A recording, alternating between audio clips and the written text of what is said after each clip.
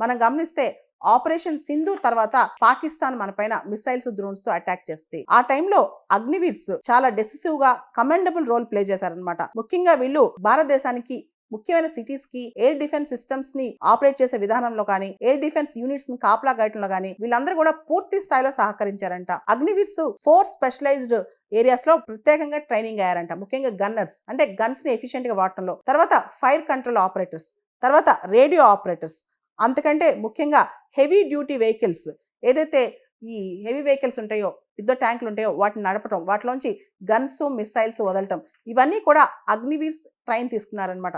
ప్రత్యేకంగా భారతదేశంలో ఈ air defence control and reporting system ఒకటి ఉంది, ఆకాష్ తీర్ అని చెప్పి.